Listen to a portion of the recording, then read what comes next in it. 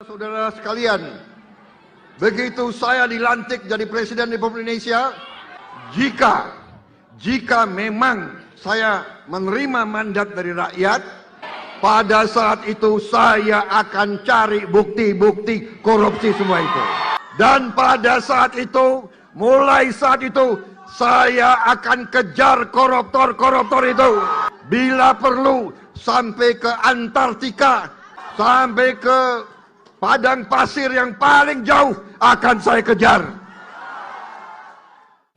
Hai para koruptor atau yang merasa pernah mencuri dari rakyat, kalau kau kembalikan yang kau curi, ya mungkin kita maafkan.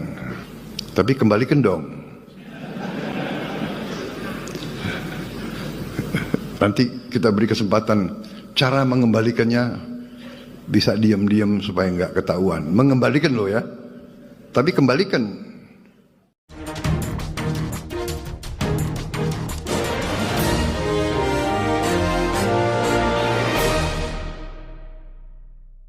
Selamat malam para netizen dimanapun kita berada. Salam inspirasi bagi kita semua. Ya, akhirnya wacana denda damai untuk koruptor dihentikan. Wah, keren begitu kan ya. Akhirnya dihentikan. Lantas bagaimana spekulasi Habibur Rahman yang mengatakan bahwa Pak Mahfud MD menangani kasus hukum gagal?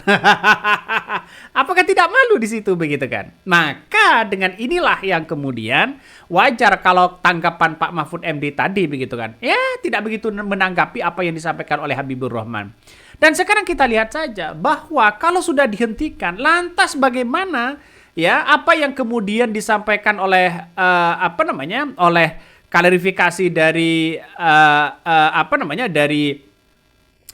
Menteri Hukum Suratman ya, mengatakan bahwa menghentikan wacana penerapan denda damai bagi koruptor, sebab penerapan denda damai hanya berlaku bagi pelaku kejahatan ekonomi sebagaimana disampaikan Kejaksaan Agung sebelumnya.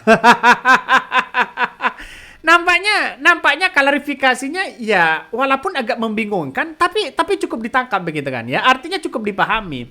Secara tidak langsung undang-undangnya kan sudah jelas ya. Kalau ada orang yang kemudian begitu kan ya, ada orang yang ditangkap koruptor. Lalu kemudian dengan adanya damai begitu uang dikembalikan, itu bukan namanya ya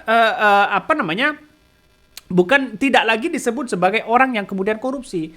Artinya apa? Artinya ada kolusi besar yang kemudian bisa ada kesepakatan. Artinya apa? Artinya bahwa kalau ada kesepakatan di situ, ya bisa saja bebas. Dan inilah yang tidak diinginkan oleh Pak Mahfud MD. Yang namanya korupsi, ya tetap korupsi dong, begitu kan? Ya sudah seperti itu. Dan ini wacana ya sebelumnya sudah dilontarkan ya oleh Suratman, begitu kan ya, Supratman ya, menurut perkara korupsi bisa dihentikan di luar pengadilan. Bila koruptor membayar denda damai yang disetujui oleh Jaksa Agung, maka Suratman pun ya sempat berdalih bahwa ketentuan denda damai ini diatur di dalam pasal 35 ayat 1 huruf Undang-Undang 11 ya, nomor 11 tahun 2021. Padahal kita tahu begitu kan ya. Nampaknya ingin mencari dalih seperti itu, ternyata orang dianggap apa begitu kan ya, dianggap orang sepakat dengan hal-hal kayak begituan. Wajar kalau Pak Mahfud mengatakan bahwa ya memaafkan koruptor dan sebagainya begitu kan ya, lalu kemudian ada andil damai. Ya, orang tidak setuju. Justru ini akan keadilan ini akan menusuk pada rakyat ya, hal-hal seperti ini. Jadi apa yang kemudian disampaikan Habibur Rahman mungkin agak malu dikit lah ya, ketika dikatakan seorang profesor pakar hukum dikatakan gagal yang menangani hukum yang ada di Indonesia. Padahal kita tahu begitu kan ya. Padahal kita tahu Mahfud MD pernah ya ada keterlibatan soal peran Mahfud MD yang membongkar kasus Jiwasraya, Asabri dan Indosur. Dan ini ada peran Pak Mahfud di situ untuk membongkar. Kenapa Habibur Rahman kok mengatakan gagal kepada Mahfud MD? Dan itu pertanyaannya.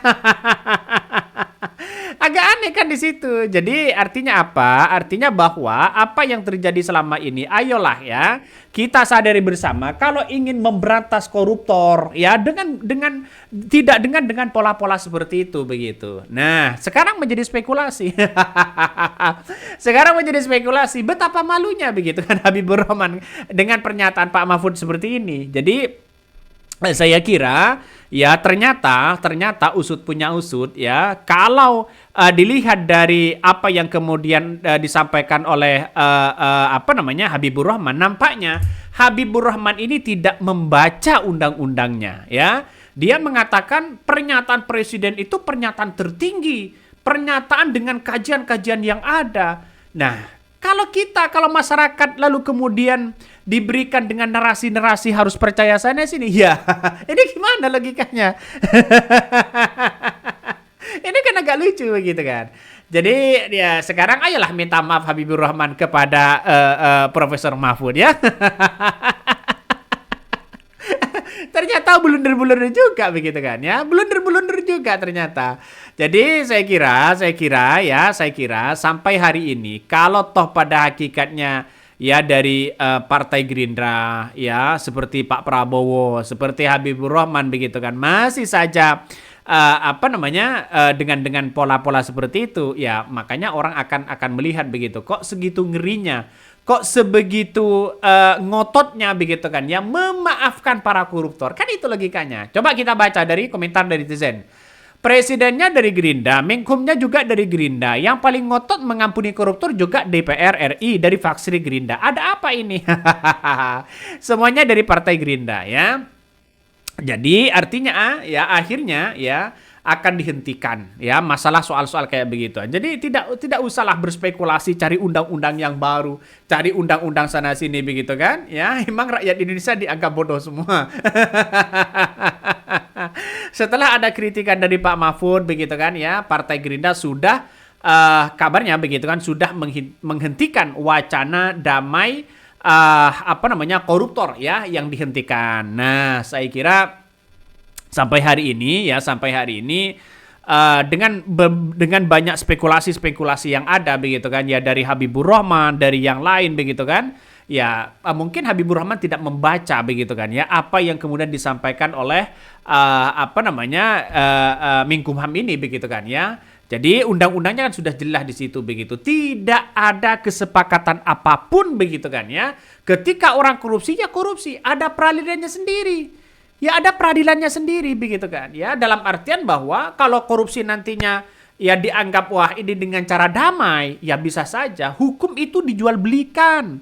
Mudah sekali begitu kan ya. Sekarang kita lihat saja apa yang tidak ada hukumnya. Apa yang tidak dibeli soal hukum ini ya, yang salah jadi benar, yang benar jadi salah. Ya gampang, yang penting ada uangnya.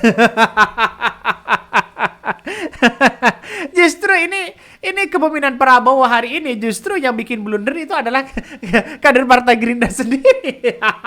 Ini gimana logikanya? Jadi ya wajarlah ya dalam dunia politik begitu kan ya. Tapi kita lihat saja dengan apa yang kemudian disampaikan Pak Prabowo begitu kan ya ketika sebelum jadi presiden dan sesudah jadi presiden, apa yang terjadi? Wah, ngeri-ngeri bos ya. Ngeri-ngeri di situ begitu kan. Pernyataan Prabowo sebelum jadi presiden, mereka ya sangat-sangat tegas, seolah-olah korupsi langsung didor. Seolah-olah seperti itu. Saking semangatnya, saking emosinya, saking keselnya para koruptor, Pak Prabowo sampai-sampai ya mengatakan ya seperti itu. Akan diusut ke akar-akarnya. Tapi apa yang terjadi ya? Tapi apa yang terjadi setelah jadi? Malah memaafkan koruptor. Nah, ini yang kesalahfatalan menurut saya pribadi begitu kan ya. Sebagai rakyat kecil di situ begitu, kok bisa-bisanya seorang presiden begitu bisa memaafkan para koruptor? Dan itu kan yang terjadi. Nah, artinya apa? Artinya semakin orang semakin melihat bahwa ya seharusnya memberikan regulasi dan kebijakan yang kalau ada yang korupsi di atas 1 miliar dihukum seumur hidup. Di bawah 1 miliar ya misalnya 100 juta, ratusan juta ya akan dihukum 20 tahun misalnya. Tak langsung ada kebijakan itu. Nampaknya sekarang kita lihat saja begitu kan ya, lihat saja masyarakatnya bagaimana langkah ke depan. Saya kira Prabowo-nya ini diambil kebingungan yang sangat-sangat luar biasa. Coba kita baca beritanya begitu kan ya. Ini menarik beritanya dari Kompas TV ya. Bentar saya zoomkan dulu nih. Ini beritanya sangat menarik ya soal bagaimana penghentian soal spekulasi koruptor itu. Nah, nih ya. Saya ini Menteri Hukum ya dan Menteri Hukum Suratman Andi Adgas menghentikan wacana penerapan denda damai bagi koruptor sebab ya penerapan denda damai hanya berlaku bagi pelaku kejahatan ekonomi sebagaimana disampaikan Kejaksaan Agung sebelumnya. Nampaknya ini tidak sinkron ya. Mantan Menteri Koordinator Bidang Politik Hukum dan Keamanan Menko Polhukam Mahfud MD misalnya menyatakan bahwa denda damai tidak bisa diterapkan untuk ya mengampuni koruptor. Sebab ketentuan dalam Blade itu hanya bisa diterangkan dalam tindak pidana ekonomi yang meliputi perpajakan, bea cukai, dan kepabeanan. Kan tidak hal itu yang sama disampaikan Kepala Staf ya Penerangan ya Kejagung ya Harley Sregar. Menurutnya ada konteks berbeda ya penerapan denda damai untuk undang-undang kejaksaan dengan undang-undang pengganti yang diatur dalam undang-undang tindak pidana korupsi. ini kan lucu begitu. Sejak ini menuturkan penerapan denda damai belum digunakan bahkan untuk menyelesaikan persalahpebebaian. Apabila persoalan korupsi ingin mendapatkan diselesaikan begitu dengan mekanisme denda damai, maka perlu ada definisi korupsi sebagai tindak pidana ekonomi. Sejauh itu belum dilakukan. Maka yang berlaku adalah ketentuan di dalam pasal 23 dan seterusnya yang diatur dalam Undang-Undang Tipikor. Itu kan sudah jelas ya. Ini soal perbandingan. Setelah pernyataan mulai polemik ya, Suratman pun yang memberikan ya klarifikasi. Menurutnya, wacana penerapan denda damai untuk koruptor hanya sebagai sebuah komparasi ya atau perbandingan dalam penerapan sebuah aturan. Ya, setelah Pak Mahfud menyatakan ya seperti itu, akhirnya ya gimana gitu. Yang malu kan di situ Habibur Rahman ya. Makanya jangan keluar-keluar dulu kalau tidak tahu undang-undangnya. Ya, nampaknya Habibur Rahman sudah mati kutu begitu kan. Tanpa ada perlawanan, tanpa ada tanggapan, tanpa ada respon dari Mahfud MD, ya. Habibur Rahman sudah malu begitu. Itulah hukum yang ada di Indonesia begitu, ya. Kalau ini benar-benar diterapkan bisa saja ada kong kali kong besar di dalamnya, ya. Inilah negara kita. Oke, mungkin itu yang kami sampaikan ya. Tonton terus channel Ho dari Podcast Rakyat ini, jangan lupa di-subscribe.